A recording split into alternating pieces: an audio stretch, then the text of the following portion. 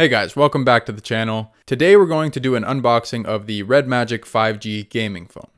So this phone features a Snapdragon 865 processor, and it also has a 144Hz display and is equipped with 5G. So these are some pretty crazy specs, and I'll leave a link in the description below if you want to find out more. But for now, let's just get into the unboxing. So right out of the box, we can see the Nubia Red Magic 5G right there on top. This is in the Eclipse Black color, but we'll get to the phone in just a second. Next, we get a black 18-watt quick charger and a red USB Type-C cable, fitting with the red and black design of the phone, so that's much appreciated.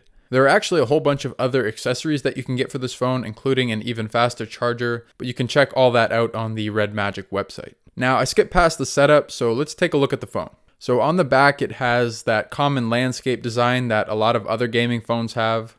It's not for everyone, but it certainly has that gaming look to it. And it even has some RGB lights on the back that you can configure in the settings. We also get that triple camera setup with the 64 megapixel main shooter, which is a Sony lens. And then we get an 8 megapixel ultra wide and a 2 megapixel macro lens. Moving to the side, we have a connector for the accessories. We also get the fan grill because this thing does have liquid cooling with a fan, and that will turn on when you activate compete mode with the red slider button that's on the side there. On the bottom, we have the SIM slot, which supports 2 SIMs, the microphone, a USB Type-C port, and a speaker grill. Then on the right side, we have the shoulder triggers that you can map to buttons in a game, and then the volume and power buttons, and the other grill for the cooling system. And unlike pretty much every phone of this year, you also get a headphone jack. It also comes with a pretty big 6.65-inch AMOLED display. This model has 8 GB of RAM. You can configure that up to 12. It's also got stereo speakers and a 4500 milliamp hour battery. But let's get to the main selling point of this phone, that 144Hz display. This is the smoothest phone that I have ever used by far, especially when scrolling through menus and browsing. I wasn't really expecting it to be much of a difference from my OnePlus 7T, which is a 90Hz display, but it actually was. This also makes gaming on this phone much better too. And you would think that it would have a huge impact on battery life, but in my first day with the phone, I finished the day with about 20% battery life, and that was running at 144Hz and full brightness. Obviously, I have a lot more testing to do, but I thought that was pretty impressive. I did do some tests on the gaming performance as well. My game of choice was Call of Duty Mobile. Gameplay was really smooth even with all the graphics set to max, and I was able to map the shoulder triggers to the aim and shoot buttons, which made things way easier. Of course, you can only do this when you have compete mode on.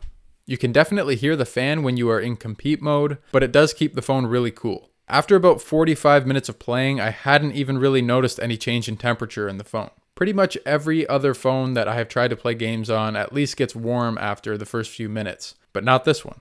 At least not as far as I could tell. Again, I still have a lot more testing to do, and if there are any games that you want me to try out that are on the Google Play Store, just drop them in the comments below and I will try to include them in my full review. I know a lot of people have been having software issues, and I actually did have a pretty big issue myself. So whenever I download an app from the Google Play Store, no shortcut appears on the home screen, and when I try to drag one from the app drawer, it says that one already exists. So every time I download an app, I have to completely restart the device for it to show up on the home screen. So that's a pretty big issue, and hopefully they can fix it soon with the software update.